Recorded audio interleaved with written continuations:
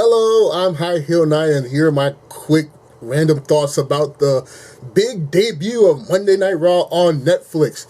And I gotta say, if you had not been, well, let's say I had not been watching wrestling for several years, and I hear, oh, Raw on Netflix, I got Netflix, let me check this out, baby, I'm going to get back into watching wrestling again, I probably wouldn't, because I'm sorry, I like to watch my wrestling shows for wrestling matches.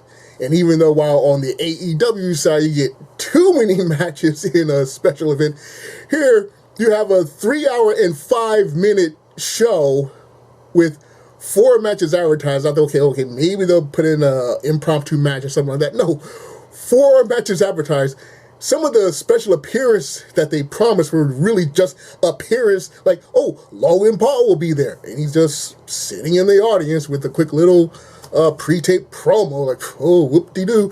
You had so many celebrities, some active wrestlers, some Hall of Fame wrestlers, and a lot of other random celebrities.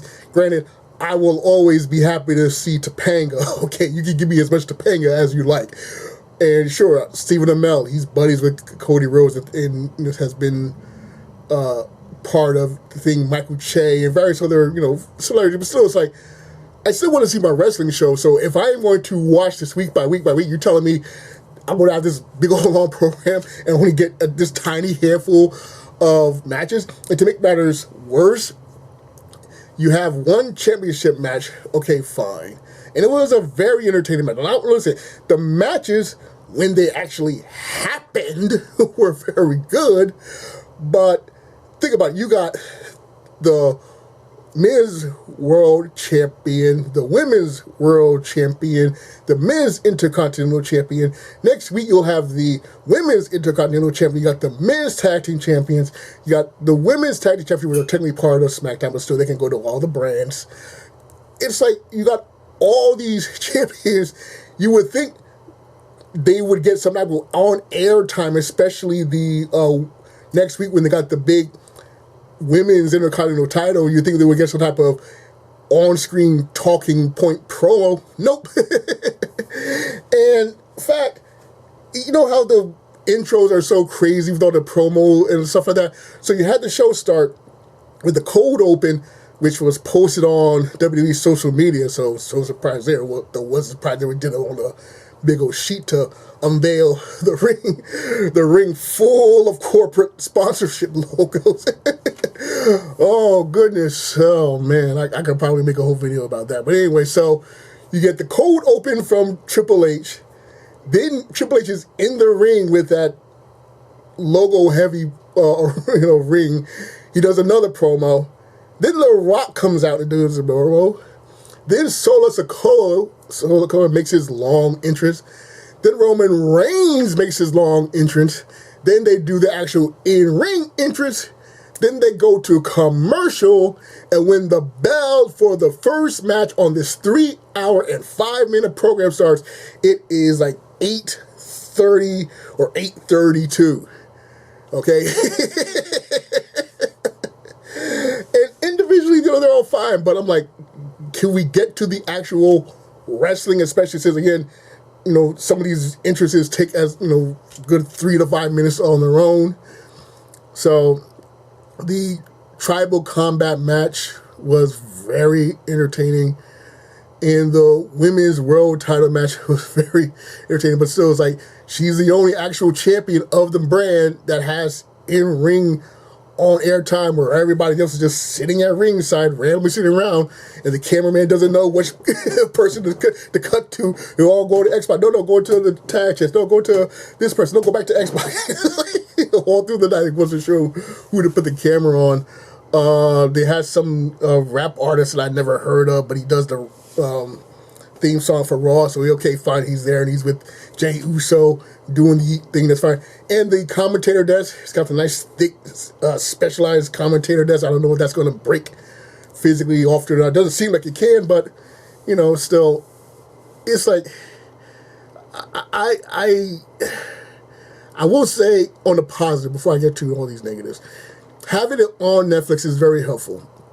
Because last week, AEW debuted on Max, And so being able to just take my phone or take my tablet and go anywhere in the house, especially now that it's winter and there are some parts of the house are colder than others. I could go to the kitchen, I could go to the bathroom, I could go to the living room, I could go outside or something like that. That mobility is very, very helpful. So I'm not going to, I do like that aspect of being able to watch it anywhere at a time. Plus it frees up space on my DVR. So that's really a big help also. But yeah, it's like the night is like, oh, this is like a WrestleMania caliber night. This is a WrestleMania caliber night. Yeah, we do have all these stars. You have all these legends. You got Hulk Hogan there. You got, The Rock there. You got all these people. And apparently, you got all these sponsors got in SHILL. And the craziest thing, here's the craziest thing about the sponsorship. And hopefully, if you've made it this far, you'll tell me what's going on. So on the ring is Cricket Wireless. Okay, they got the logos of Cricket Wireless. So Cricket Wireless is sponsors of this program. And yet, at least in my commercial breaks, there were for like something called Total Wireless or something like that. And it was in competition to Cricket. It was even like saying how Total Wireless is better than Cricket Wireless and this, like, I guess T-Mobile Wireless or whatever wireless. But still, it's like, wait a minute.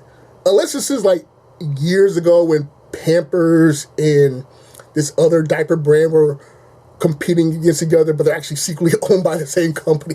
Like, why is Cricket Wireless on your ring mat in big, bold logos, and yet you're running commercials for the opposition? I don't understand that. So if someone knows what the deal is, if they actually are secretly owned by the same company, please let me know.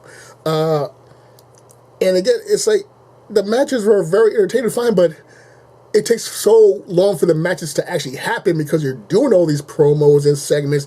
You even have, oh my goodness, so after the Tribal combat match, it's supposed to be this big family rivalry, right?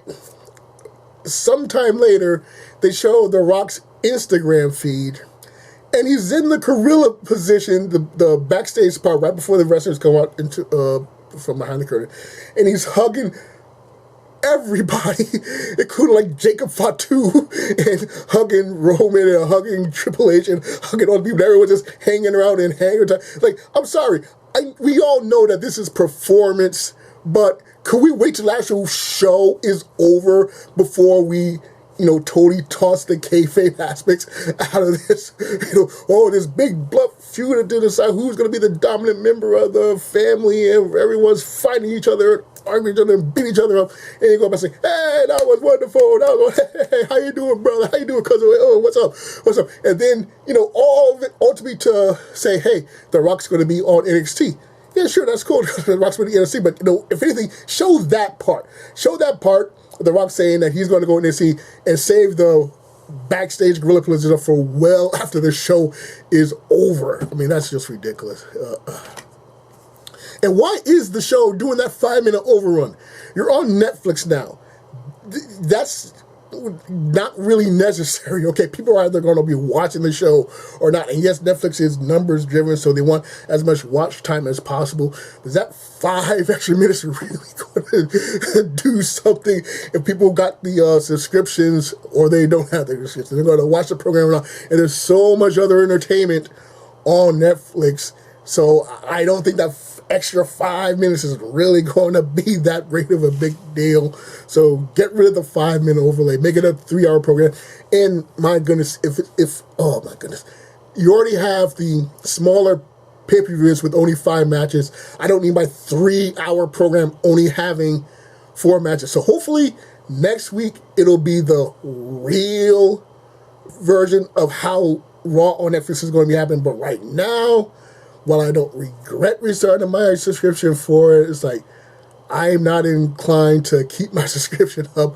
If this kind of nonsense still happens next week, when we actually have all these talents waiting to showcase their skills in the ring, and there's still more talk about promoting this show and promoting this brand and promoting this product, and like, oh, when should I have this big old announcement celebration for my tribal chief? Oh, we're going to do it on like January 27th, when apparently, I guess, 2K25 game gets announced, something like that. You're doing everything else except for the wrestling, and it's getting more and more like that South Park episode where, you know, people are just acting instead of actually competing in the ring. So this show, big excitement, okay? And then right now, even they got the post-show press conference, you know, silliness going on. But yeah, I hope I'll truly know how this show is going to be next week when it hopefully gets us some back to normal. Right now, yes, I love seeing The Rock. I love seeing John Cena. I love seeing Hulk Hogan. But if you're trying to do a debut show and say, hey, this is what you can look forward to over the next coming weeks. All right, so those are my quick thoughts on the big debut. Notice I didn't talk much about the matches because the show didn't feature them. Didn't care about the matches that much either. Let me know your thoughts on how this show went. Like, share, subscribe, or dislike, subscribe. I'm High Heel Knight. Remember, find inspiration everywhere.